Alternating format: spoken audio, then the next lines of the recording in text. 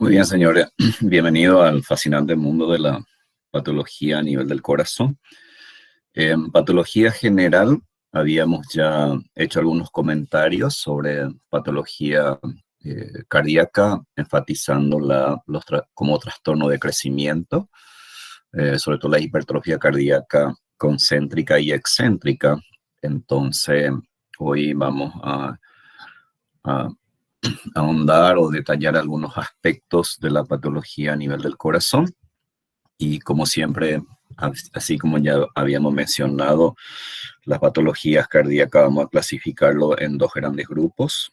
Patología que tiene una base primaria en el corazón y lo vamos a denominarlo patología intracardíaca, y otras alteraciones patológicas localizadas a distancia en determinados órganos que repercute indirectamente sobre el corazón, y lo vamos a clasificarlo como patología extracardíaca, es decir, que esas alteraciones localizadas en otro sitio puede tener un efecto, podría ser por lo general un efecto crónico que genere, por ejemplo, una patología a nivel del corazón, pero de causa extracardíaca.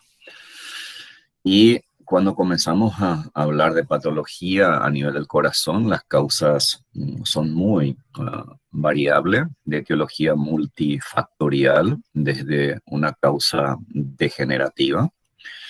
Eh, Esta causa degenerativa, por lo general, puede estar asociado a eventos fisiológicos, como por ejemplo la vejez, por ejemplo una fibrosis miocárdica o una atrofia miocárdica o alteraciones metabólicas intracelulares, algunas alteraciones enzimáticas, y también las alteraciones degenerativas de origen patológica, ¿no? Que puede ser un evento agudo, un evento subagudo, un evento crónico o secundaria a algunas patologías que el animal haya tenido y que repercuta en el tiempo negativamente sobre las fibras musculares.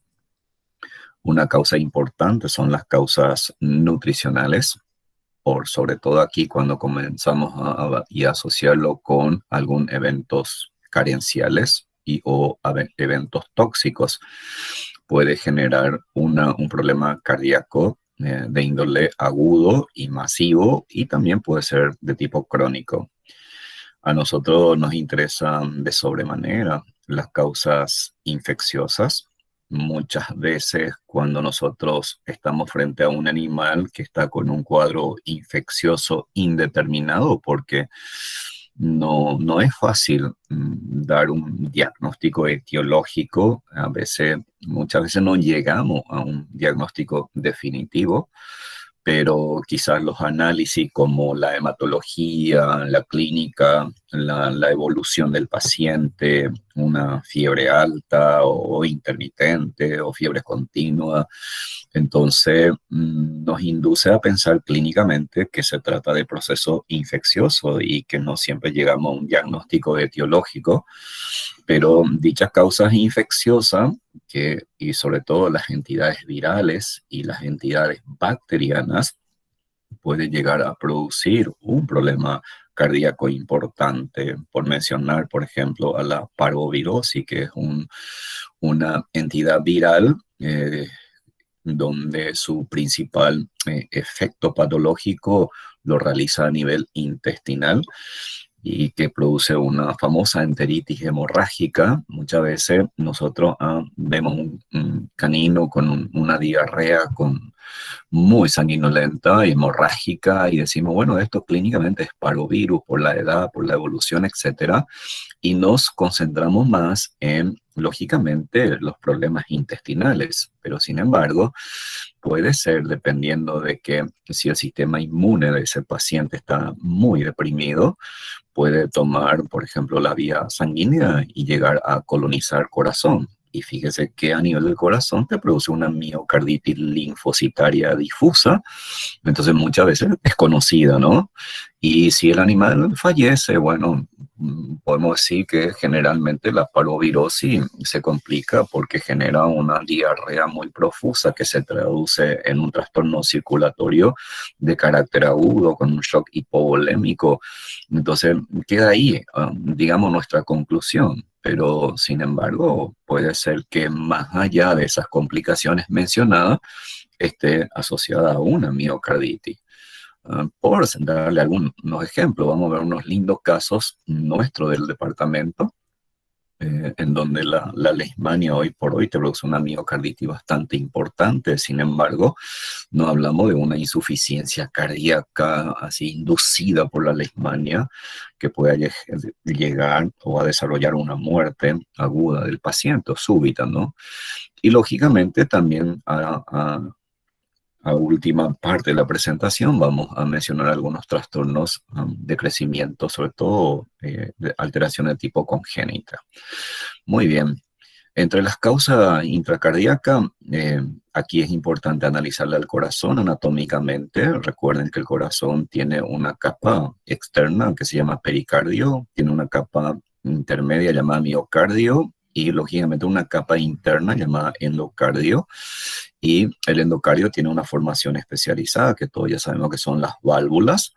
Desde el punto de vista de la anatomía patológica, fíjese cómo cuando hablamos de la patología cardíaca, básicamente y rápidamente podemos utilizar estos conocimientos anatómicos para mencionar que de repente algún evento inflamatorio que esté localizado, por ejemplo, a nivel del corazón, entonces me va a generar una endocarditis. Siempre recuerden cuando hay inflamaciones, porque hay una alteración inicial, porque hay algún agente que ha generado un trastorno, sea infeccioso o no infeccioso, y siempre y cuando se produzca una alteración, se desencadena una reacción inflamatoria y se asienta en el endocardio, vamos a estar hablando de una endocarditis, y si asienta en la válvula, hablamos de una endocarditis valvular. ¿Sí? También aquí es muy importante, sobre todo cuando hablamos de las válvulas, destacar algunas malformaciones, ¿eh? Los famosos soplos cardíacos que solemos diagnosticar, por ejemplo, en cachorros, sobre todo en caninos, que es relativamente frecuente. Entonces ahí cuando encontramos un problema cardíaco a corta edad, bueno, pensamos en, lógicamente, el trastorno congénito y una de ellas, lógicamente, corresponde a las válvulas. Y los trastornos degenerativos. Fíjese, cuando yo estoy frente a un cachorro con un problema cardíaco, yo debería pensar en la posibilidad que tengo una causa intracardíaca, pero recuerden que también tengo que analizar la posibilidad que la causa sea extracardíaca. Entonces, si estoy frente a un cachorro y asumo que la causa es intracardíaca, lógicamente tengo que pensar en las malformaciones y hay varias que vamos a ver. Y lógicamente una de las más frecuentes es aquella que está asentada a nivel de las válvulas. Ahora fíjese cómo cambia mi análisis cuando estoy frente a un canino adulto con un problema cardíaco. Entonces ahí yo tengo que tener mucho más cuidado entre las causas intra y extracardíacas. Muchas veces puede ser que la causa sea extracardíaca, entonces debería de analizarlo muy bien. Y en un animal adulto también ya aparecen los trastornos degenerativos.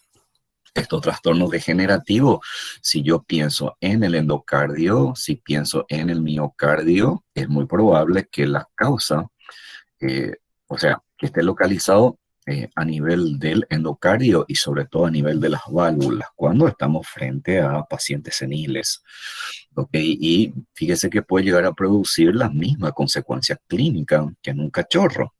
Eso hace que la clínica sea apasionante por un lado, pero desafiante para el médico veterinario que hace clínica, porque tiene que asociar los signos clínicos con los hallazgos y ahí la anatomía patológica es sumamente importante para usted en el día de mañana para establecer dónde está el problema y cuál es el pronóstico de ese paciente. Muy bien, cuando pasamos a analizar al miocardio, el miocardio me parece un poco más simple porque ahí digamos que las alteraciones patológicas sí son demasiado marcadas y hace que el diagnóstico sea muchas veces relativamente fácil, sobre todo en animales de compañía y en animales geriantes o en animales seniles. Y ahí vamos a mencionar rápidamente la cardiomiopatía dilatada.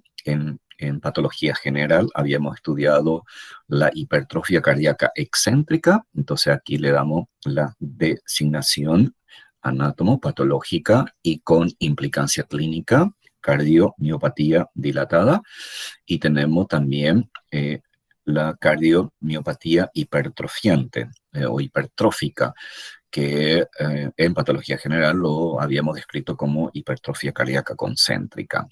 Muy bien, pero también vamos a ver que en el miocardio puede asentarse lógicamente procesos inflamatorios, procesos también degenerativos, y cuando, por ejemplo, se produce un fenómeno de intoxicación aguda, podemos tener, por ejemplo, lógicamente la muerte súbita por un paro cardiorrespiratorio por sustancias tóxicas, ya sea ingerido accidentalmente o en grandes animales, sobre todo una intoxicación crónica o intoxicación aguda, dependiendo de la cantidad de toxina o de micotoxina que ingiera el animal, pueda llegar a producirte un problema cardíaco a nivel del miocardio, ya sea como una necrosis o como un trastorno degenerativo o como un trastorno del sistema enzimático que altera su metabolismo, obtención de energía y te produce una insuficiencia cardíaca aguda.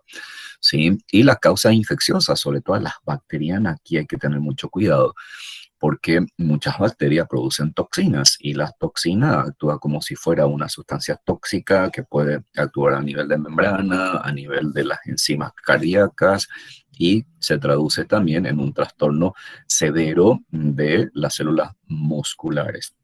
Ok, pasamos al pericardio. El pericardio, ustedes saben que es una bolsa serosa cuya función es lógicamente lubricar el epicardio y la capa visceral, de tal manera que el corazón pueda contraerse y relajarse con normalidad.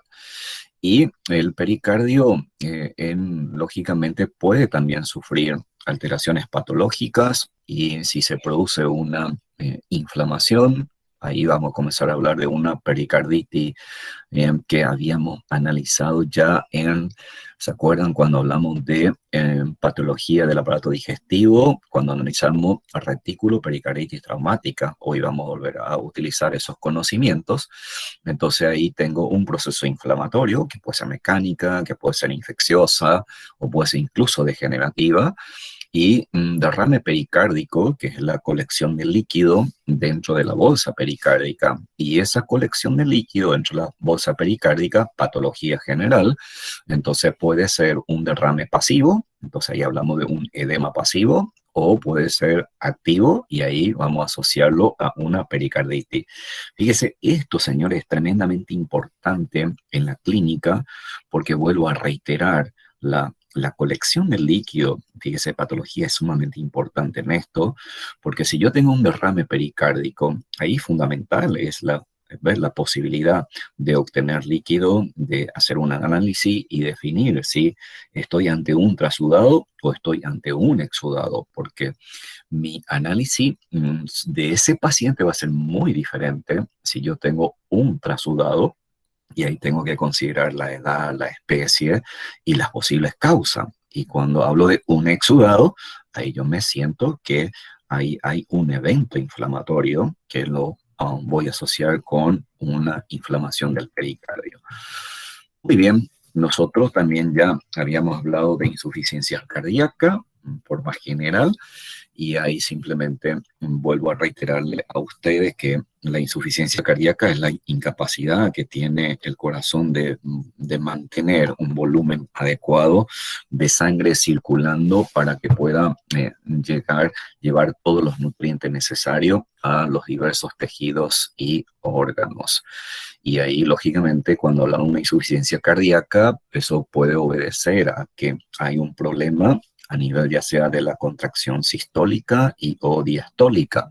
Por ejemplo, si aquí tengo una cardiopatía dilatada versus una cardiopatía concéntrica, Entonces aquí tenemos esos conocimientos, tenemos que traspolarlo aquí, pero al final, cuando hablamos de una insuficiencia cardíaca, entonces conceptualmente esto nos interesa, pero ahí es importante sobre todo ver cuál sería la severidad de esa insuficiencia cardíaca y por ende el tiempo, su evolución y la repercusión clínica que va a tener.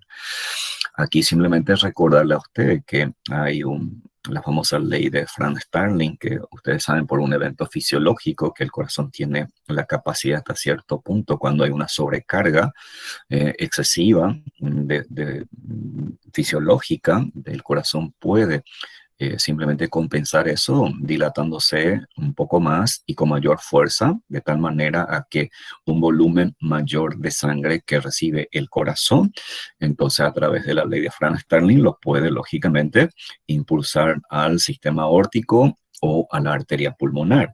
Pero ¿qué pasaría si esto persistiera en el tiempo? Eso, lógicamente, la mayor demanda funcional que tiene el corazón, lógicamente, va a repercutir. Y ahí, dependiendo de la causa, finalmente nosotros podemos tener una disfunción sistólica o una disfunción diastólica que a su vez puede estar asociado a una cardiopatía dilatada y o a una cardiopatía concéntrica. Entonces ahí, fíjese, sobrevienen las hipertrofias cardíacas, ¿no? Y lógicamente aquí desde el punto de vista de la fisiología, cuando comienza a haber un descenso o algún trastorno cardíaco, un descenso en el volumen sanguíneo y tenga menor cantidad de flujo sanguíneo a nivel renal.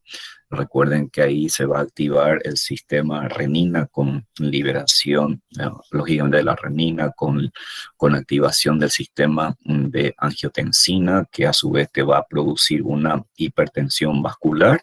Esa hipertensión vascular continua va a conducir finalmente a una hipertrofia cardíaca que lógicamente al principio va a ser de tipo concéntrica, porque todo mayor trabajo, mayor esfuerzo hace que las células musculares aumenten de tamaño, porque aumentan sus organoides para adaptarse ahora a esta mayor demanda, a esta mayor necesidad y hace que las células musculares sean mucho más eficientes, pero aquí vale la pena destacar que eso tiene un punto límite porque más allá de eso, un aumento mayor que sobrepase el límite fisiológico, fíjese que eso igual va a producir una descompensación cardíaca y ahí comenzamos a hablar de una insuficiencia cardíaca de tipo hipertensiva.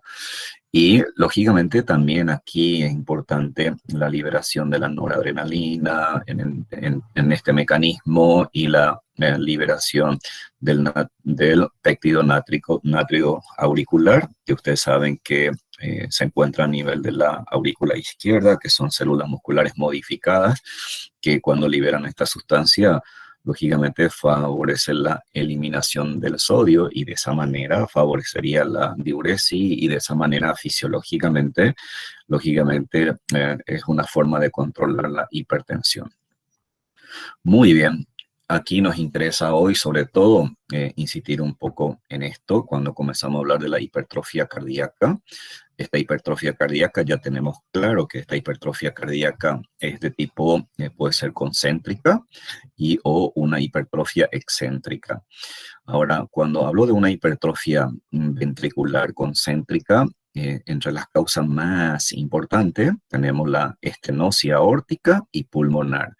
Señores, entonces si yo estoy frente a un cachorro, puede ser que yo tenga una malformación. Fíjense que ahora comienzo a enfocar un poco la parte clínica. Si tengo un cachorro y tengo un cachorro con una hipertrofia ventricular concéntrica, entonces debería de pensar en esta posibilidad. Pero también puede ser que realmente el problema no esté en las válvulas, sino que el problema sea extracardíaco. ¿Qué pasaría, por ejemplo, con un cachorro que tenga una displasia renal, que desarrolle una insuficiencia renal que va hacia el lado crónico y se active el sistema renina-angiotensina? Eso te va a conducir a una hipertensión. Entonces, fíjese que en un cachorro también puedo tener problemas extracardíacos. Ahora, si estoy frente a un paciente adulto, viejo, ¿eh? Siempre en canino estamos hablando porque aquí, digamos, las casuísticas son mayores. Entonces, ustedes ahí deberían de pensar, lógicamente, que puedo tener una patología cardíaca primaria, y ahí la causa más común, indudablemente, son los problemas valvulares, sea la fibrosis o sea la esclerosis. Entonces, que te genere una estenosis de las válvulas aórtica y pulmonar. Y recuerden que la estenosis es cuando disminuye la luz de cualquier, el diámetro de la luz de cualquier órgano tubular. En este caso, diríamos de la luz de los grandes vasos sanguíneos mencionados. Y si tengo una luz reducida, el corazón debe contraerse con mayor fuerza para vencer esa resistencia. Entonces, ahí mi problema es intracardíaco. Pero puede ser que también aquí tenga, por ejemplo, un proceso neoplásico a nivel de los grandes vasos sanguíneos y que ese proceso neoplásico te comprima, por ejemplo, a la aorta o a la arteria pulmonar y te va a generar también una estenosis por compresión y también va a conducir a una hipertrofia ventricular concéntrica, ¿sí? Y los fenómenos hipertensivos sí que es muy común. Señores, mi consejo es siempre que ustedes estén frente a un canino adulto, pensar siempre en la posibilidad de que podamos ir, que el paciente pueda ir desarrollando fenómenos, eh, algunos fenómenos cardíacos de importancia, porque en los animales gerontes, sobre todo cuando se activa este sistema renina-angiotensina y ese paciente va desarrollando un cuadro de insuficiencia renal crónica, entonces finaliza con una hipertrofia cardíaca concéntrica. Un diagnóstico precoz, señores, y aquí mi mensaje es que ustedes como médicos ya a partir de cierta edad deben ir sugiriendo, por ejemplo, el control cardiológico a un determinado tiempo que ustedes lo consideran, de tal manera a valorar sobre todo cómo está el corazón, cómo está el riñón, de tal manera que si comienza a haber algunas alteraciones, yo pueda manejar a ese paciente desde el punto de vista renal y desde el punto de vista cardíaco. Hoy en día ustedes tienen los alimentos prescriptos para riñón, pero también es muy importante chequear el corazón de tal manera a que dependiendo de la necesidad, ese animal reciba un tratamiento farmacológico de tal manera a ayudarle al corazón. Muy bien. La hipertrofia ventricular excéntrica, fíjese las causas. Aquí hablamos de una regurgitación. Regurgitación de sangre cuando durante la contracción sistólica ha pasado a la aurícula o a la arteria pulmonar o a la arteria aorta y por problema valvular la sangre vuelve dentro de la cavidad ventricular. El llenado va a ser más rápido y cuando hay un llenado más rápido, ¿qué hace? El corazón también trabaja más rápido. Pero, ¿cuál es la diferencia con la estenosis? Que aquí la válvula no se cierra completamente. Aquí la válvula no se cierra.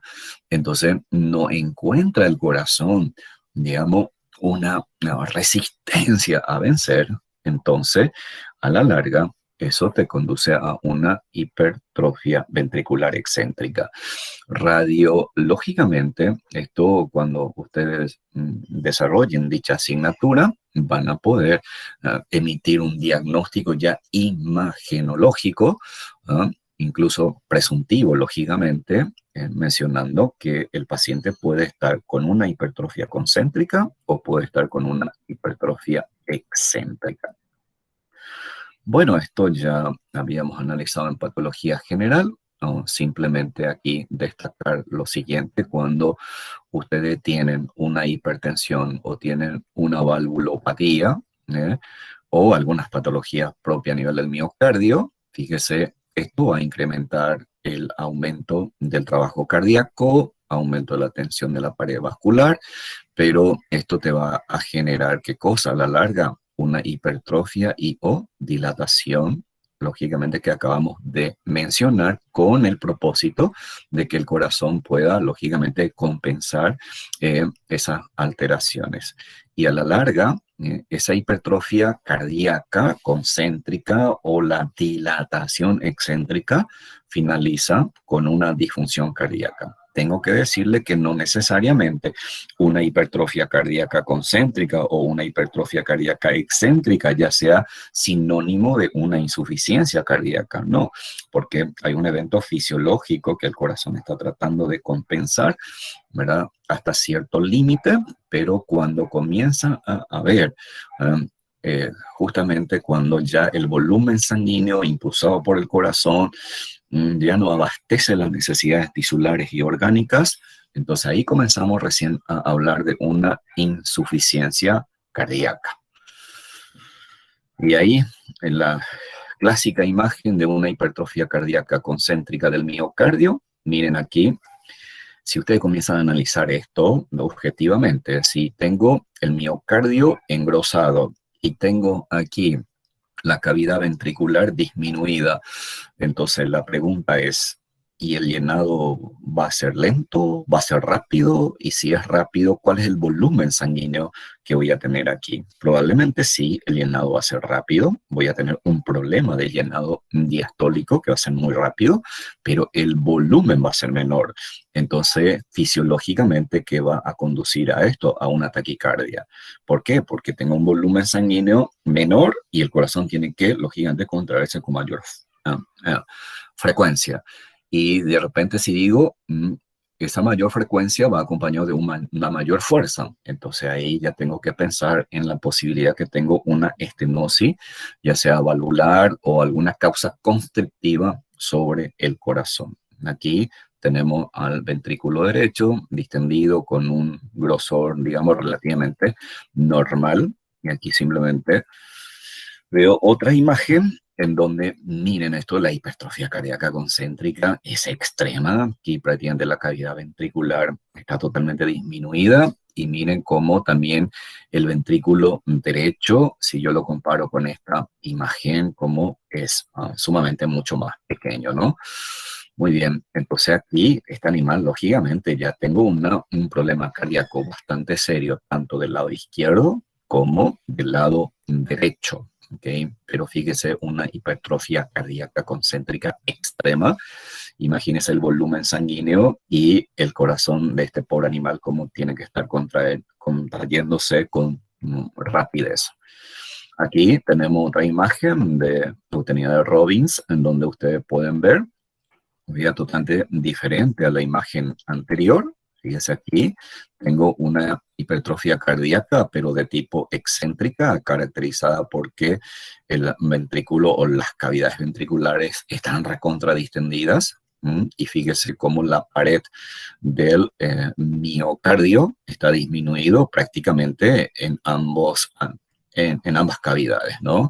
Entonces aquí tengo realmente una insuficiencia ya cardíaca bilateral.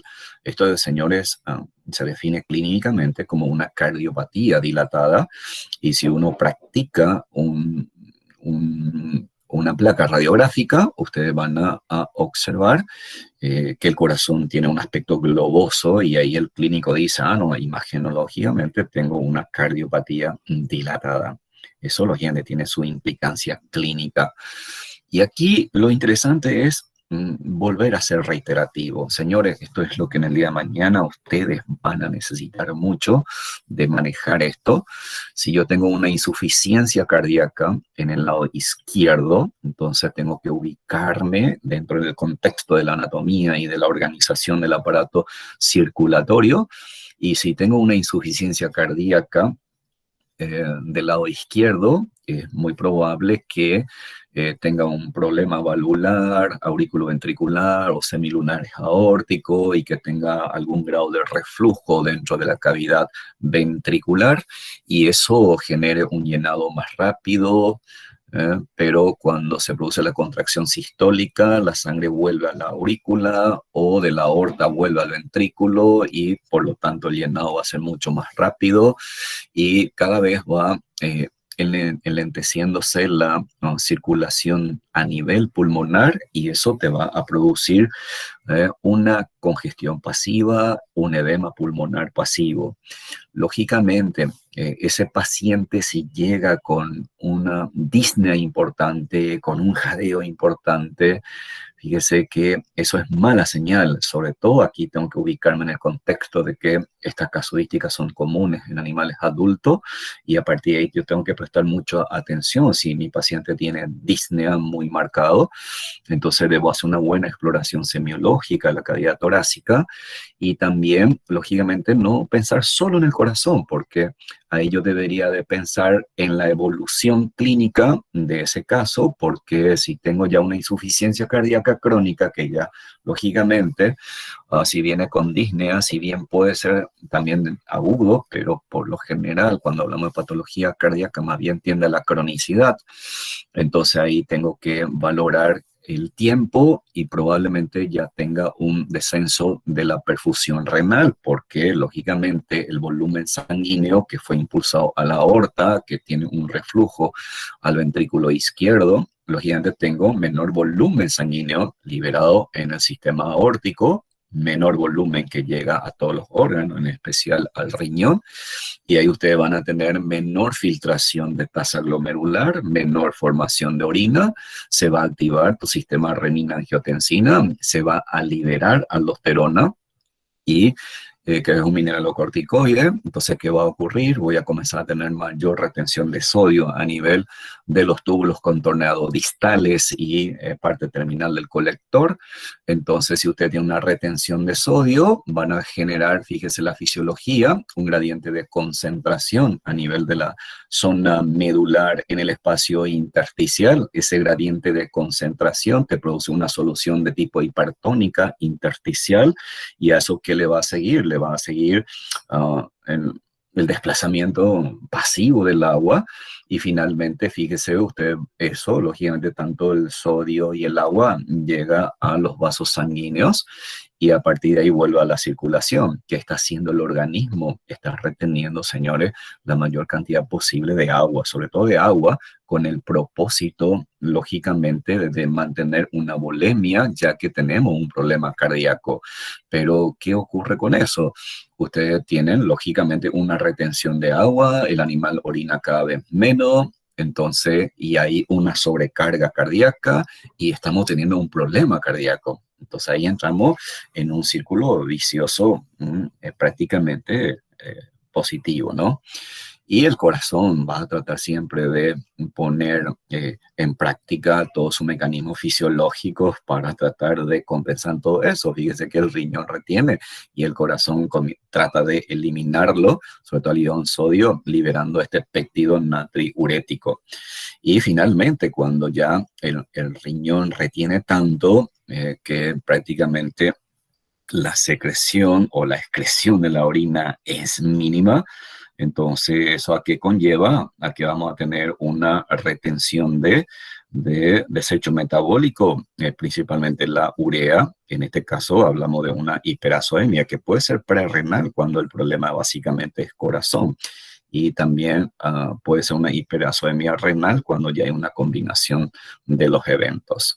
Finalmente, entonces, también típico, podemos tener un edema en miembro y cavitario, pero señores, para que tengamos edema en miembro y en la cavidad y que el problema sea la insuficiencia cardíaca del lado izquierdo, cuando yo tengo esto y tengo un problema cardíaco en el lado izquierdo, es muy probable, casi con certeza, de que ya una insuficiencia cardíaca izquierda ha comenzado a generar trastorno a nivel del corazón del lado derecho.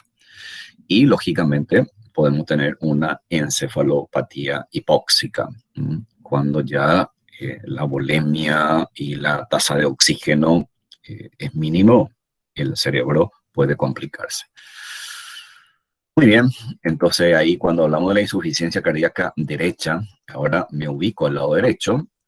Entonces, aquí esta insuficiencia, fíjese, entre las posibles causas de una insuficiencia cardíaca derecha tenemos una hipertensión pulmonar crónica. ¿Qué significa esto? que tengo una mayor resistencia a la circulación a nivel del corazón. ¿Ok? Entonces, corazón derecho, arteria pulmonar, lleva la sangre con CO2 al pulmón y la arteria pulmonar se ramifica, lógicamente, en el pulmón. Y si tengo una hipertensión, supongamos una neumonía aguda, te puede sí llegar a producir una insuficiencia cardíaca aguda, sí, puede. Ahora, por lo general, para que sea patente, esa neumonía pasa cuando pasa una neumonía crónica.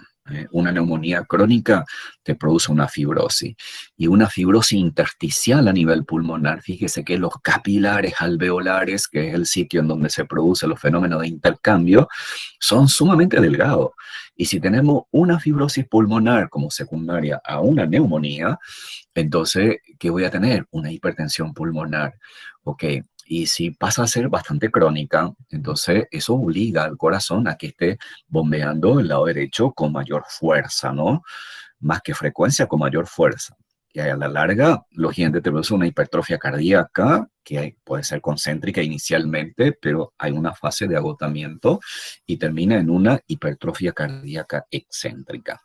Ok, ya hemos mencionado recién que la insuficiencia cardíaca del lado izquierdo también puede terminar en una insuficiencia cardíaca del lado derecho. ¿Cómo me explico esto?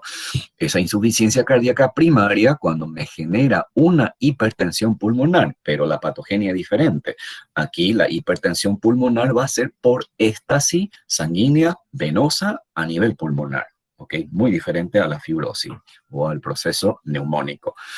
Entonces, pero a la larga también te produce una hipertensión pulmonar y eso termina en una insuficiencia cardíaca. Y lógicamente, los problemas comunes son las válvulas, ¿no? Cuando tenemos, por ejemplo, las regurgitaciones o la estenosis, tenemos, lógicamente, causas primarias a nivel del corazón. Muy bien, tenemos entonces la congestión pasiva como consecuencia. Y aquí, señores, aquí la clínica es sumamente importante y esto es lo que nosotros perseguimos como profesores de anatomía patológica, que ustedes sobre todo utilicen estos conocimientos en la vida profesional, porque si nosotros tenemos una insuficiencia cardíaca en el lado derecho y me ubico en el contexto de la gran circulación o de la circulación sistémica y sé que la vena cava craneal y caudal son la encargada de drenar la sangre de todo el territorio orgánico y la sangre proveniente de todos los tejidos y órganos vía vena cava, craneal y caudal desemboca a la aurícula derecha y luego al ventrículo derecho. Ok, si ahora me ubico en el contexto, si tengo un problema valvular, ya sea una estenosis o tenga una insuficiencia en el cierre de la válvula y eso me genere una insuficiencia cardíaca del lado derecho, significa que tengo menor volumen sanguíneo que va hacia el pulmón. Y si tengo menor volumen sanguíneo que va hacia el pulmón, ¿qué va a pasar con mis fenómenos de intercambio gaseoso fisiológico? Cada vez voy a tener menor oxígeno, cada vez voy a tener mayor cantidad de anhídrido carbónico. ¿Cómo va a repercutir la menor tasa de oxígeno en toda la célula orgánica? ¿Ah? O alterar su metabolismo celular y sobre todo la obtención de ATP, señores. Fíjese cómo es. Esto es tan interesante cuando comenzamos a analizar profundamente en este sentido, ¿sí? Ahora bien, si solo me interesa analizar el trastorno circulatorio a nivel del sistema cardiovascular, con problema del corazón derecho, entonces voy a comenzar a tener un enlentecimiento de la circulación sanguínea en el sistema venoso de la gran circulación, en el sistema venoso de la gran circulación, vena cava craneal y vena cava caudal, que van a comenzar a experimentar una dilatación, porque recuerden que histológicamente tiene básicamente, casi no tiene túnica muscular, muy delgada, incipiente. Entonces se dilata las venas y ¿qué va a ocurrir? Entonces las diferentes raíces que desembocan a la vena cava comienzan a llenarse de sangre. Y al llenarse de sangre, entonces todas las venas efluentes al sistema vascular venoso, van a estar distendidos. ¿Qué va a ocurrir? La sangre se enlentece dentro de ese sistema vascular y finalmente ya tengo las vénulas distendidas. Miren, si ya tengo las vénulas distendidas y tengo ahí gran volumen sanguíneo, eso genera una hipertensión vascular venosa. Tengo mayor volumen sanguíneo, entonces me aumenta la presión hidrostática sanguínea. ¿Y qué va a pasar? La presión hidrostática, recuerden que es la fuerza que expulsa el plasma sanguíneo hacia el espacio intersticial y hacia las cavidades. Señores, comienza a generarse un edema. Ese edema es, recuerden, otra de patología general. Ese edema va a ser un edema intersticial entre las células y edema cavitario. De ahí, señores, que nosotros en un paciente con una insuficiencia cardíaca del lado derecho, tenemos clásico cuando viene a la consulta con edema en los miembros bilaterales. Sobre todo se inicia en los miembros posteriores y luego a las anteriores.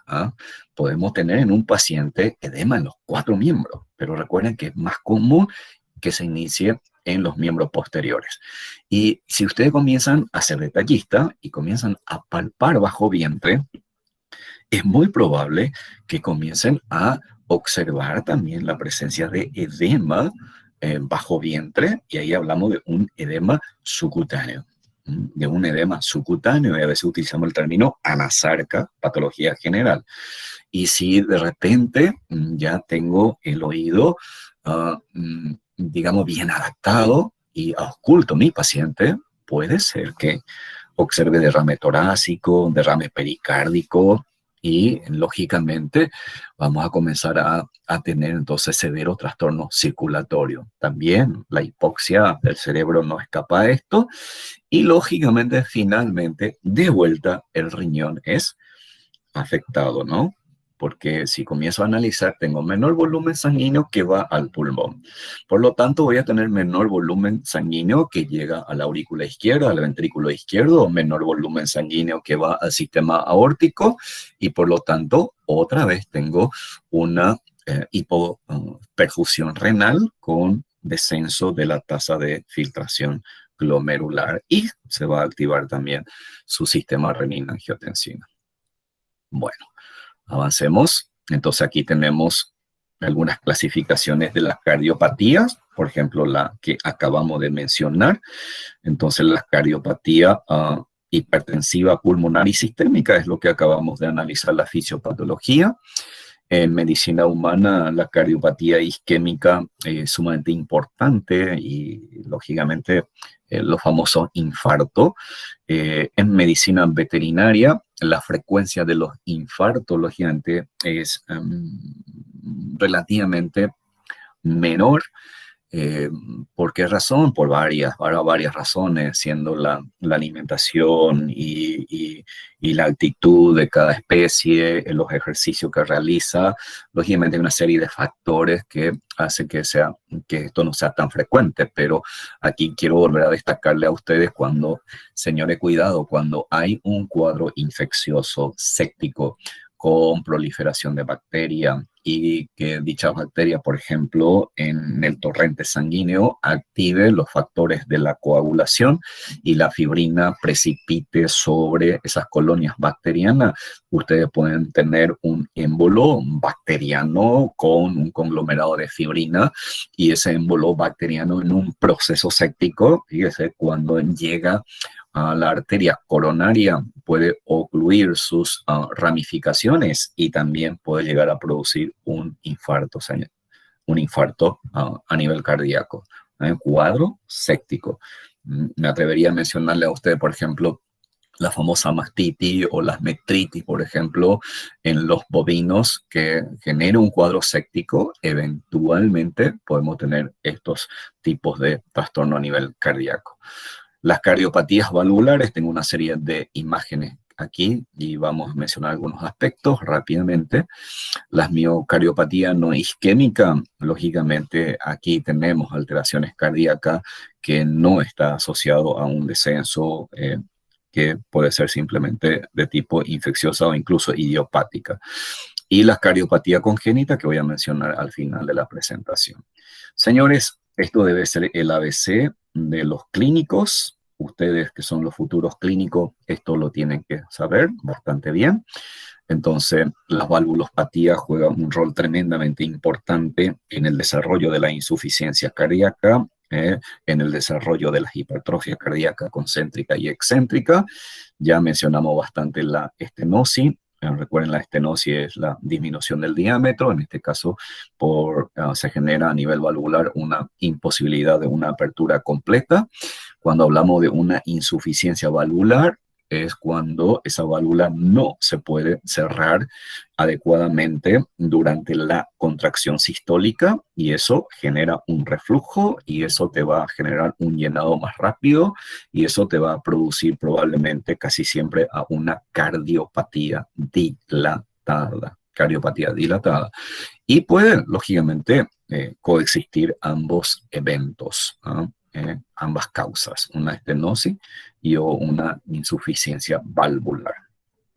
Y tenemos una valvulopatía de Robbins, en donde ustedes fíjense aquí, si recordamos la anatomía normal, la válvula debe ser lisa, delgada, transparente, húmeda, cerosa, ¿eh? Y las cuerdas tendinosas, miren aquí, ustedes tienen una válvula totalmente engrosada y fíjese de este detalle.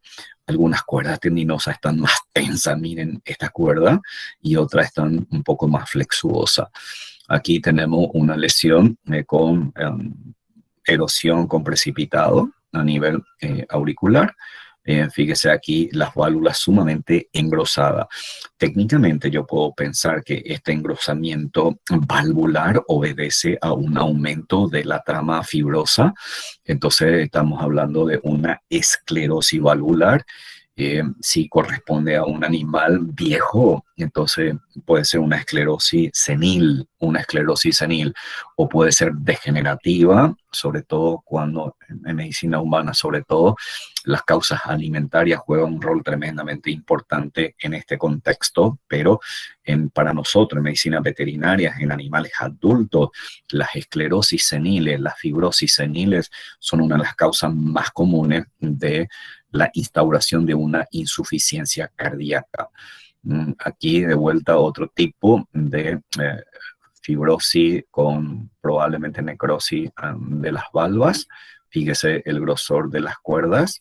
Y aquí cuando el corazón se cierra y se lo mira desde arriba, fíjese cómo hay un cierre incompleto de la válvula. Aquí simplemente veo células inflamatorias mononucleares y aquí encuentro un verdadero nódulo focalizado justo a nivel de la inserción de esta cuerda tendinosa. Y háganse la idea cómo va a trabajar bien este corazón. Este va a tener un tremendo problema. Miren, señores, en el día de ayer comparto con ustedes, esto es calentito, jamás lo he visto y dije, no, mañana tengo que desarrollar con mi estudiante problemas cardíacos. Recibí una serie de muestras de un paciente canino con muerte. No tenía mucho su historial, pero de acuerdo a la colega decía que perdía peso, y nunca llegaron a un diagnóstico. Esta colega cuando falleció, y eso es lo que a mí me alegra porque es una colega joven y hizo la necropsia y me dijo, doctor, si me puedes ayudar en este caso a discernir qué pasó con mi paciente. Y me envió una serie de muestras y una de ellas era corazón. Grande fue la sorpresa, que lógicamente no es fácil de obtener estos cortes. Tuve la bendición de Dios y la mano del técnico, que justo me tomó la válvula. Esto, señores, es corazón, y esto es una de las válvulas. Fíjese aquí, las válvulas, pero aquí ya veo que hay un aumento de la trama de tejido conectivo aquí. Esto, si ustedes me siguen, aquí ven que es muy rosadita, y miren cómo comienza a aumentar los vasos sanguíneos, el diámetro de los vasos sanguíneos. Y miren que esto incluso te va a generar una hipertensión circulatoria a nivel valvular. Pequeño detalle, qué interesante, ¿no? Aquí está el endocardio valvular, aquí está la raíz de la válvula. Bien, esto histológicamente esto es a mayor aumento para que ustedes vean. Aquí está el endocardio, aquí está la trama fibrosa de la válvula. Esto es lo normal, aquí está aumentado, ¿sí?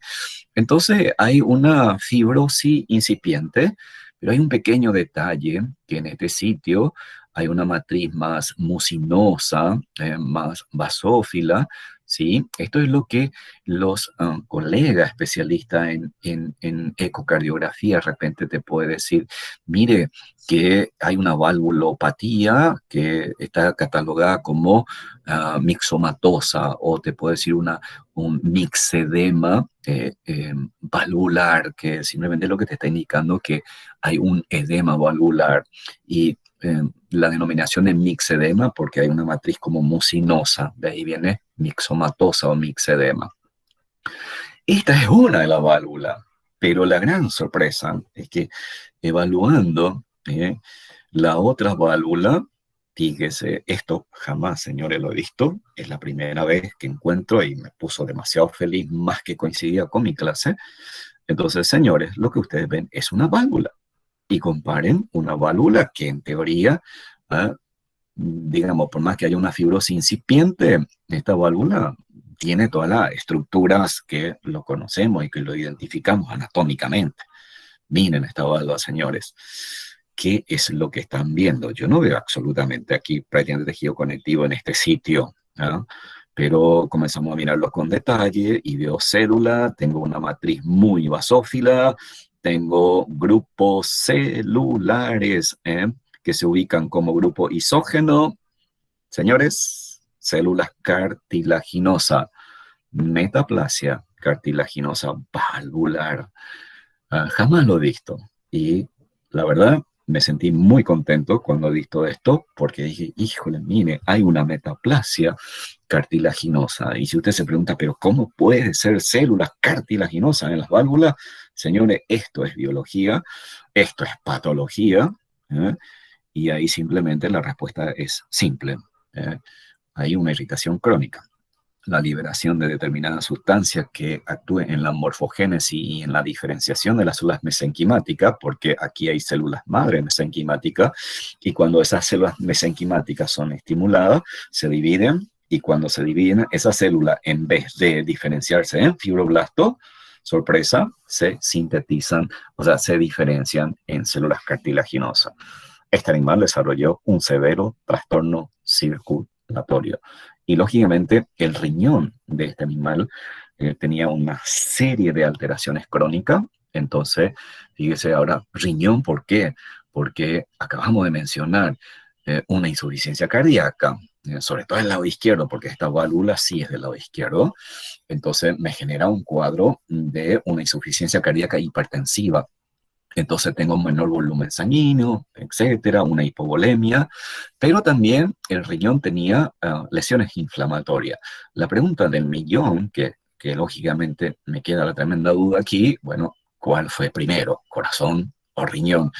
Mirando la histología, yo pensaría que el problema primario fue a nivel renal, una insuficiencia renal crónica que finaliza con una insuficiencia cardíaca. Muy bien, vamos al corazón. El corazón, entonces podemos tener asiento de procesos inflamatorios. Ahí comenzamos a hablar de miocarditis. Aquí ya vamos un poquito más rápido, digamos. Entonces, las inflamaciones a nivel del corazón lo definimos como miocarditis. Las causas son innumerables. Y sobre todo aquí nos interesan mucho las infecciosas a nosotros. En medicina veterinaria, en la inmunitaria, la casuística o el diagnóstico no es tan frecuente. Y bueno, tenemos otras causas como metabólica, como la distrofia musculares, alteraciones genéticas o miocardiopatía idiopática, que no tenemos una causa definida. Pero fíjese que todas estas causas puede también llegar a producirte una miocardiopatía dilatada, una miocardiopatía hipertrófica y una miocardiopatía restrictiva. Entonces, tenemos un problema cardíaco asociado entonces a una serie de posibles causas que otra vez termina con, en la mayoría de los casos, con miocardiopatía dilatada, hipertrófica. Y la restrictiva es la incapacidad que tiene el corazón de distenderse adecuadamente para un llenado diastólico adecuado. Entonces aquí hemos visto ya esta imagen, que simplemente aquí veo una dilatación cardíaca y la causa es lo que tenemos que definir, si la causa ha sido un problema valvular o en este caso si la causa está localizada en el propio músculo, ¿ok? Entonces aquí de vuelta tenemos, fíjese, la miocarditis, que es lo que nos interesa. Puede ser que también causa tóxica que afecta al corazón, causas nutricionales, perdón, al miocardio. Y en este caso ya hemos hablado de la esclerosis y estenosis valvular. La miocardiopatía, caracterizada lógicamente por hipertrofia con dilatación excéntrica, entonces te produce una falla en la contracción sistólica, porque recuerden que una contracción sistólica adecuada depende del buen desarrollo de la masa muscular. Entonces, digamos, la fuerza de contracción en este caso va a estar disminuida. Y aquí tenemos fracción de eyección, justamente lo que acabo de mencionar, disminuida, arritmia, y tenemos una insuficiencia cardíaca congestiva. Esta insuficiencia cardíaca congestiva ya tengo que pensar en la vena cava caudal y en la vena cava craneal. Voy a comenzar a tener éstasis generalizada. Y esa éstasis generalizada, como permanece mucho tiempo o mayor tiempo, puede llegar a producir una hipoxia de las células endoteliales con activación de los factores de la coagulación. Y si se activan los factores de coagulación, señores, pueden tener ustedes una coagulación intravascular diseminada, un CID, CID, coagulación intravascular diseminada. Lógicamente, desde el punto de vista de la macroscopía, es lo más fácil de observarlo, quizás lo más complejo de analizarlo desde el punto de vista clínico, que es lo que estoy intentando con ustedes. Entonces tienen ustedes aquí macroscópicamente, tiene los ventrículos distendidos y el grosor disminuido. Todo lo contrario, en una hipertrofia cardíaca concéntrica, entonces aquí vamos a tener la causa principales, fíjese aquí, son las estenosis. Miren esto, la aorta, un corte transversal de la aorta, miren el grosor y miren el diámetro de la luz. Entonces tengo una estenosis. Eso significa que este corazón tiene que contraerse con gran fuerza para vencer esta resistencia. Y lógicamente en la medida que va aumentando de grosor, va ocupando la cavidad ventricular. ¿Ok? Esto que va a conducir un llenado diastólico anormal. ¿Por qué? Porque en la medida que la cavidad ventricular va disminuyendo, el volumen sanguíneo va a ser mucho menor. ¿Ok? Eso también va a contribuir lógicamente a una hipovolemia. En definitiva, nosotros vamos a tener que ese corazón macroscópicamente ya grosor del miocardio muy aumentado, pesado y con cavidad ventricular disminuida. Y la causa ya hemos reiterado varias veces, estenosis, esclerosis, hipertensión sistémica. Muy bien, aquí alguna colección personal que quiero compartir con ustedes. Viene presentación de caso. Ustedes tienen acá el corazón del lado izquierdo. Miren aquí, hay una hipertrofia cardíaca concéntrica, no tan severa como este caso, lógicamente, pero fíjese aquí, tengo la cavidad ventricular disminuida y fíjese cómo en este mismo paciente encontramos este riñón. Este riñón no se ve nada normal y ahí, si bien yo no veo al paciente, lógicamente solamente hablo para ustedes porque yo sí hice la práctica de necropsia. Considerando el tamaño del animal, este riñón estaba de tamaño disminuido, pero una forma de evaluar un problema renal crónico, fíjese la corteza, la irregularidad que tiene, fíjese área bastante deprimida por un lado, fíjese aquí la relación córtico-medular está totalmente alterada, El otro detalle es la zona medular. Fíjese que en esta zona en donde estoy indicando, señores, tiene una coloración blanquecina muy llamativa, como unas estriaciones radiadas. Y les presento, señores, esta mancha blanquecina que ustedes ven en la pelvis renal es un precipitado de sales de calcio catalogado como una nefrosis calcémica. Fíjese, wow, nefrosis calcémica, ¿qué pasó aquí? Es muy probable que el animal haya tenido una hipercalcemia. Bien, ¿cómo puedo asociar la hipercalcemia con un problema renal? Es que el riñón, cuando tiene una insuficiencia renal, entonces retiene fosfato. Al retenerse los fosfatos, tu relación calcio-fósforo se altera. El organismo, por más que el calcio esté dentro de los límites normales, como hay una relación calcio-fósforo alterado, entonces activa el sistema de paratormona. Las glándulas paratiroides libera PTH, PTH moviliza hueso moviliza calcio a nivel del hueso por un fenómeno de desmineralización, como en un ciclo continuo, tener una hipercalcemia y llega mayor cantidad de calcio en este órgano y comienza a producirse un precipitado y tenemos una nefrocalcinosis renal. Lógicamente, viendo la magnitud de las lesiones, otra vez es muy probable que la causa de la hipertrofia cardíaca concéntrica observada aquí sea de índole renal, o sea, originalmente una causa excéntrica. Muy bien, simplemente para mencionar algunas causas de la miocarditis, sobre todo aquí de importancia en veterinaria, bacteriana, señores.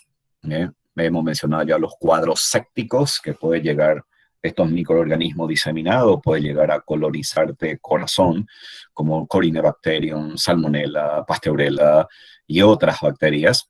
Entidades virales, mencioné hoy la parvovirus, en los gatos es muy importante las infecciones virales, en bovino, la diarrea viral bovina, el IBR, lengua azul, la leucosis y también la misma fiebre aftosa en animales jóvenes. Causa parasitaria, trypanosomiasis. Wow, señora, ayer tuvimos un hallazgo sumamente importante.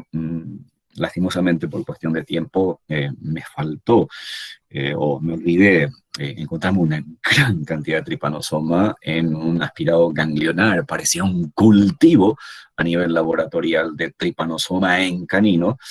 Y hemos hecho también algunos cortes histológicos de corazón de canino que hemos diagnosticado tripanosoma y también, señores, produce miocarditis, que es sumamente interesante.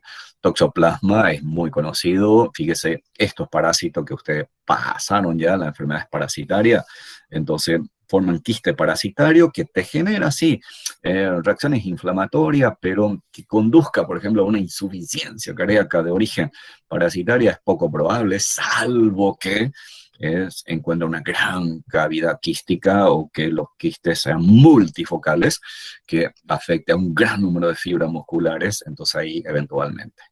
Y en veterinaria, para mí esto es bastante interesante porque estoy haciendo a diario, es la famosa leishmania que produce miocarditis, clamidias y hongos en pacientes inmunocomprometidos. Y lógicamente, las miocarditis no infecciosas, aquí en medicina veterinaria no hacemos muchas investigaciones, causas inmunológicas, pero aquí es importante conocer algunos fármacos, sobre todo aquellos que se utilizan para la quimioterapia, entonces sí puede llegar a producir problemas a nivel del miocardio, ¿sí? Y aquí justamente está un listado de las causas, sobre todo quien le habla, hago bastante tratamiento oncológico y muchos de los protocolos llevan estas drogas, la doxo y la ciclofosfamida, que a la larga te puede producir una miocarditis, una por necrosis, ¿no? Y tenemos también otros fármacos como fenotiazina, catecolamina, alguna sustancia amiloide también puede producir una miocardiopatía o que termina en una miocarditis y también trastornos metabólicos secundarios a un hiper e hipotiroidismo.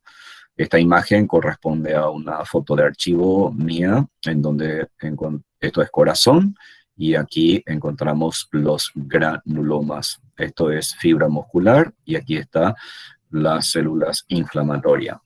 Y bueno, señores, esto ocurrió en la semana pasada. tuve la suerte de encontrar estos casos. Un animal con muerte súbita.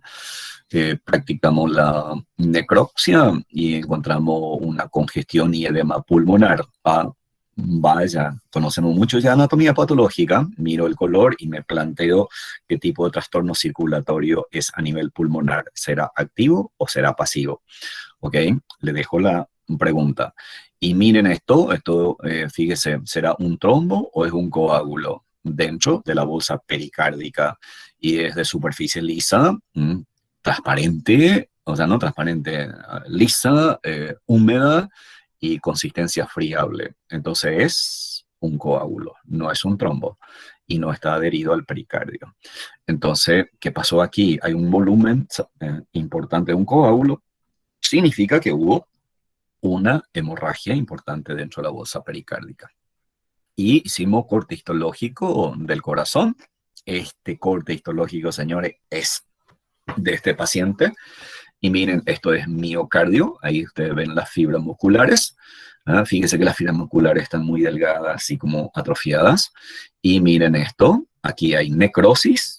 Hay necrosis porque yo no veo fibra muscular en este sitio.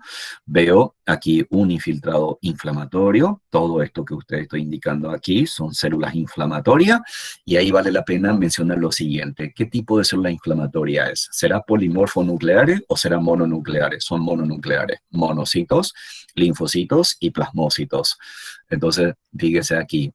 En este momento no se puede visualizar bien, pero aquí encontramos Leishmania, señores. Leishmania en este granuloma. Y fíjese, este pulmón, fíjese, aquí es un evento agudo, sí. Entonces, basado en la coloración, es una congestión pasiva. Es una congestión pasiva, sí. Pero sorpresa, hicimos el corte histológico, porque lógicamente tenemos que saber qué pasó en este animal. Y miren, sorpresa.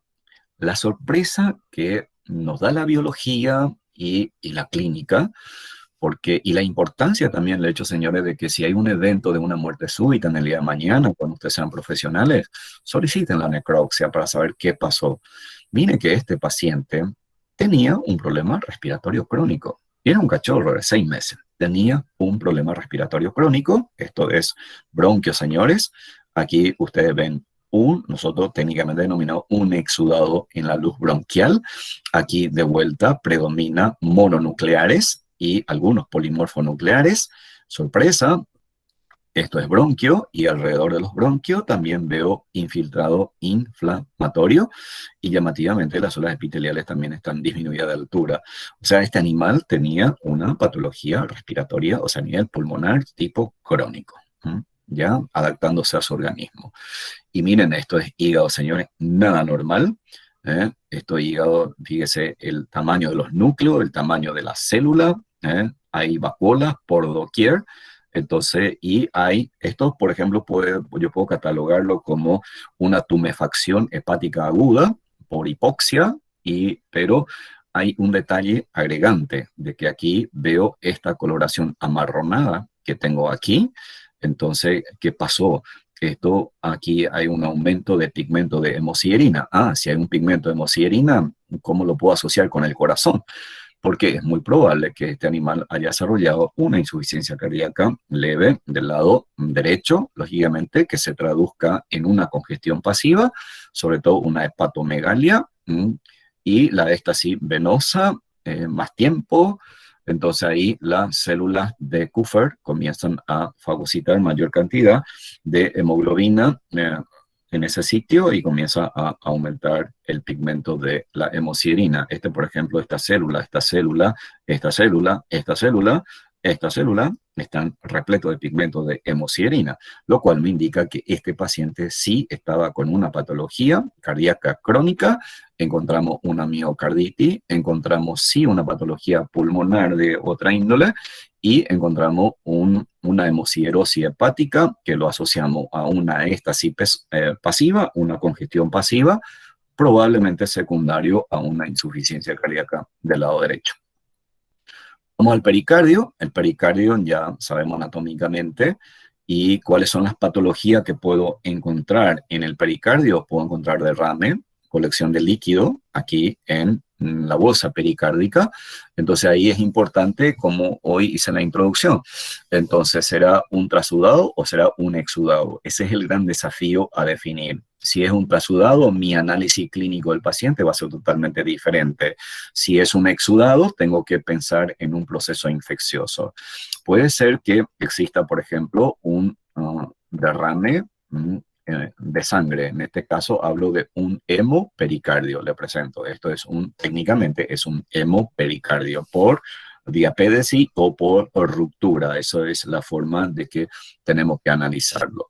Entonces, ahora, si hay una colección de pus, hablamos de piopericardio, ¿no? Y si la colección de agua o de líquido es transparente como el agua, entonces ahí hablamos de hidropericardio, ¿ok?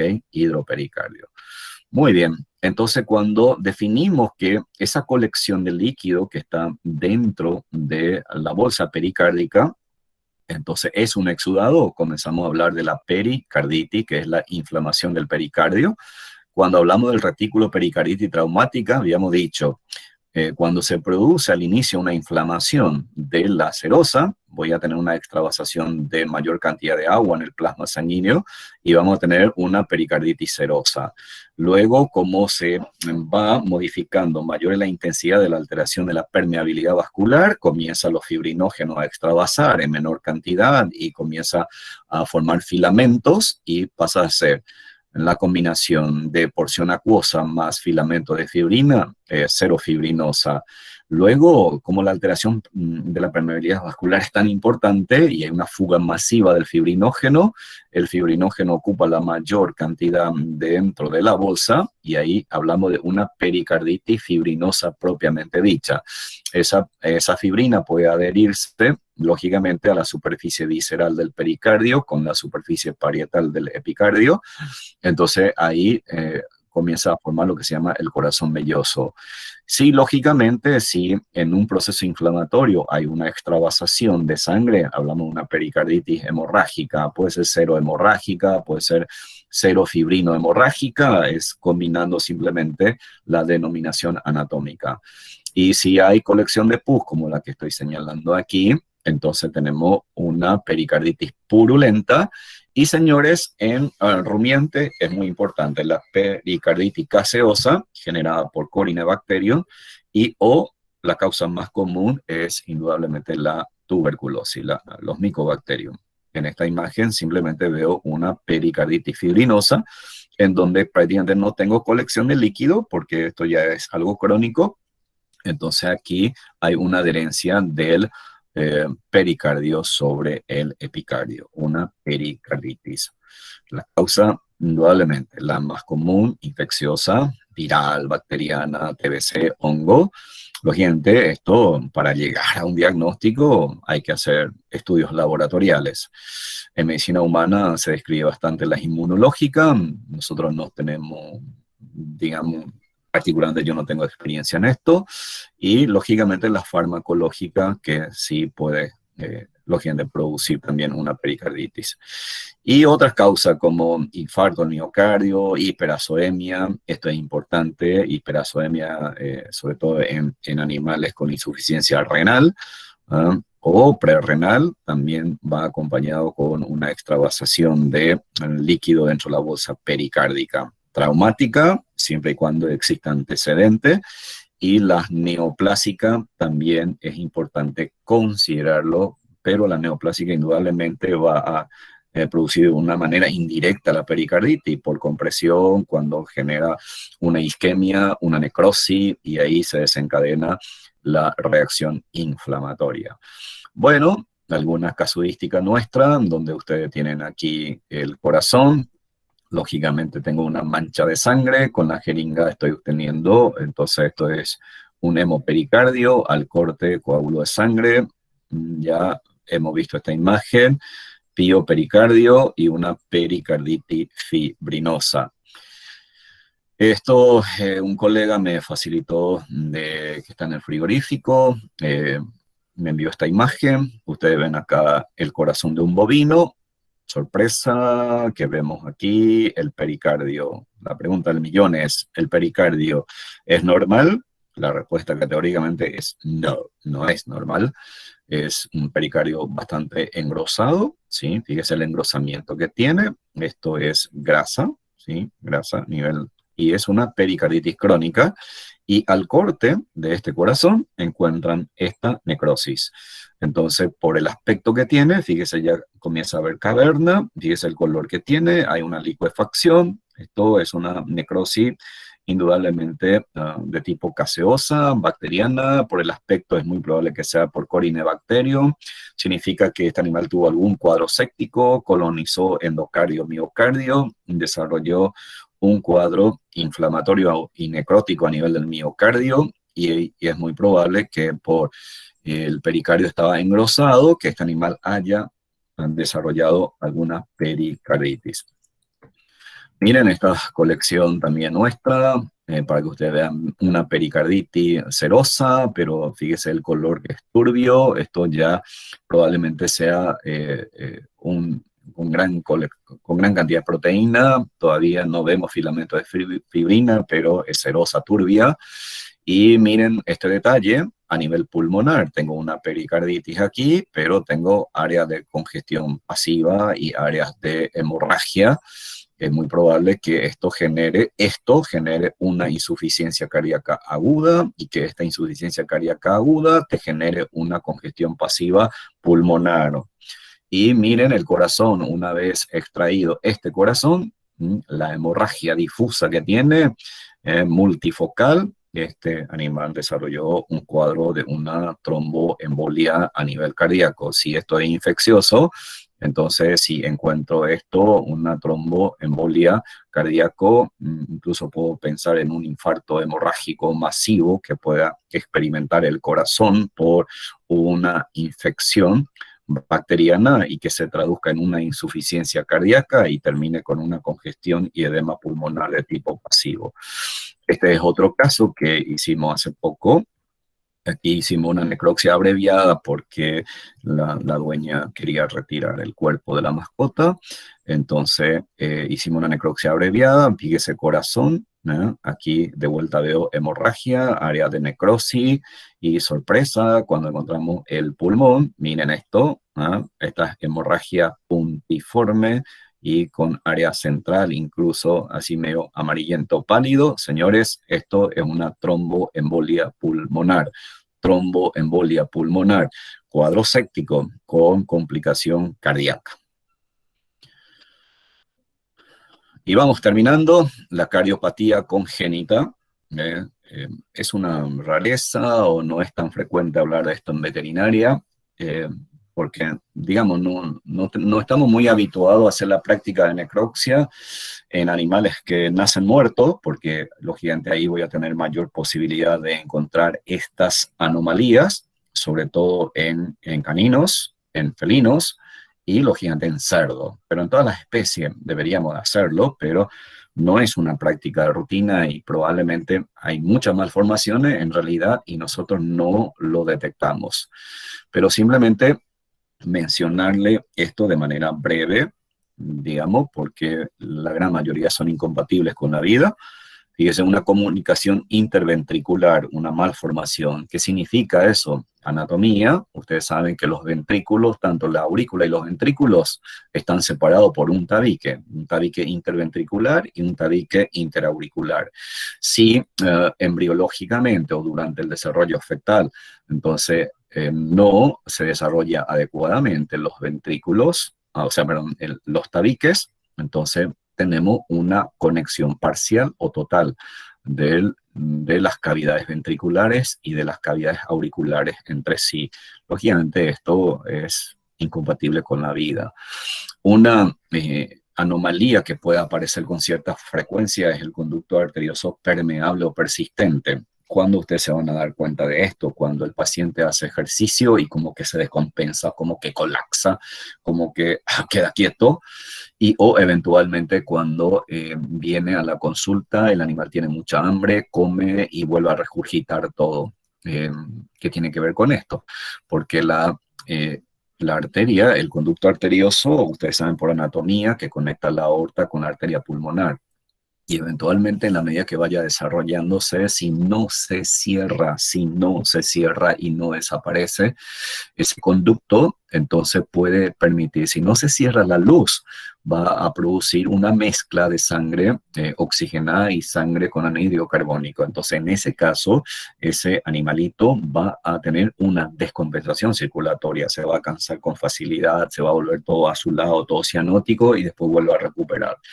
Ahora, si simplemente persiste y la luz está cerrada, entonces no voy a tener esa mezcla de sangre con CO2 y sangre oxigenada. Entonces, pero ¿qué va a ocurrir? En la medida que va creciendo el animal, puede ese filamento fibroso vascular rodear al esófago y comprimirlo contra la aorta. Entonces, ahí usted va a tener un anillo fibroso sobre el esófago y ¿qué va a ocurrir? El alimento que ingiere el animal no puede, dependiendo del diámetro y de la consistencia, no atraviesa dicho sitio y vuelve a eliminar, te genera una regurgitación y eso puede llegar a producir un mega esófago. Luego tenemos la famosa tetralogía de Fallot-Sid. ¿En qué consiste? Comunicación interventricular, ¿sí? Obstrucción del tracto de salida del ventrículo derecho, una estenosis subpulmonar, entonces el problema tengo a nivel valvular, una aorta cabalgante sobre la SID, o sea, tengo SID y tengo una aorta que cabalga sobre el SID. Y tenemos una hipertrofia del ventrículo derecho. Esta hipertrofia del ventrículo derecho obedece a este fenómeno. Lógicamente esto es incompatible con la vida. Tenemos estenosis de la arteria pulmonar congénita. En este caso, recuerden que la estenosis es el diámetro disminuido de la luz entre las valvas. También podemos tener una estenosis aórtica. Entonces, todo esto a qué va a conllevar a un fenómeno de hipertensión, una cardiopatía hipertensiva. Coartación de aorta, que consiste en una estrechez o estenosis, prácticamente va a producir también un fenómeno de hipertrofia cardíaca concéntrica o una cardiopatía hipertensiva. La transposición de las grandes arterias es cuando, creo que está aquí en esta foto, aquí, la transposición. Fíjese, esto es la aorta que se origina del ventrículo derecho y la arteria pulmonar se origina del ventrículo izquierdo. Entonces hay una transposición del origen de los grandes vasos sanguíneos. Comunicación auriculoventricular, que esto cuando ustedes estudian circulación fetal, el famoso agujero de oval o de Bottal. Entonces cuando persiste esto, lógicamente hay un flujo sanguíneo directo del corazón derecho de la aurícula derecha al ventrículo, ¿no? Ventrículo izquierdo o ventrículo derecho, dependiendo de la dirección de ese agujero, y se produce entonces una mezcla de sangre oxigenada con CO2 y eso te va a producir una descompensación circulatoria. Bueno, si hay una atresia tricuspidea y tronco arterioso, no tengo mucha experiencia ni casuística en esto. O sea, la casuística que tenemos realmente es bastante bajo. Y bueno, ya para ir cerrando, las neoplasias cardíacas son muy variadas, muy variadas. Mi experiencia personal es que la mayoría de las neoplasias a nivel del corazón son metastásicas salvo algunas, como por ejemplo angiosarcoma que hemos visto, algunos hemangiosarcoma. Yo creo que he visto no más de 5 casos en mi vida de hemangiosarcoma y increíblemente localizado siempre en la aurícula. Pero también puede haber mixoma, lipoma, a nivel vascular, ractomioma y otros, ¿no?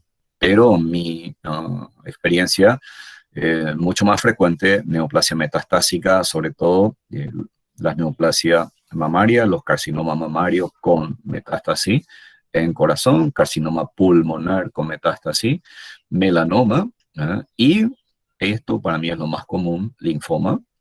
Los linfomas, que son las casuísticas en sí, son bastante frecuentes, y los linfomas, como la leucosis bovina, puede llegar a, lógicamente, metastasizar corazón. Entre las fibras musculares pueden formar nódulos o pueden tener una distribución difusa. Y el famoso timoma y quimiotimoma, que ya voy a mostrarles una foto enseguida. Estas neoplasias, pues, lógicamente, tener un efecto directo y un efecto indirecto sobre el corazón, particularmente cuando esa masa es considerable. Si está por fuera va a comprimir y si está infiltrando miocardio, lógicamente uno tiene que valorar la cantidad de formaciones nodulares que haya hecho metástasis a ese nivel. Y lógicamente va a repercutir en la circulación. Y bueno, esto es una neoplasia que se ha publicado en una revista internacional. Esto es un timoma que hemos tenido ahí en el departamento de patología, una masa tumoral tremenda. Fíjese que no se ve corazón. ¿Dónde está el corazón? El corazón está por debajo de la masa. Y fíjese cómo los lóbulos diafragmáticos incluso está desplazado por la masa. Imagínese esta masa cómo comprime el corazón. Entonces, ¿será que el corazón va a desarrollar un cuadro de hipertrofia cardíaca concéntrica o excéntrica? Hagan ustedes sus deducciones. ¿Ah? ¿Le ayudo? Es la concéntrica, genera, porque aquí el corazón tiene que contraerse en un espacio reducido y que ejerce presión sobre ella. Miren la fuerza que tiene que hacer. Y para finalizar, ¿por qué vino este paciente a la consulta? Por regurgitación. Ese fue el motivo de la consulta, regurgitación. Y aquí hay un mega esófago.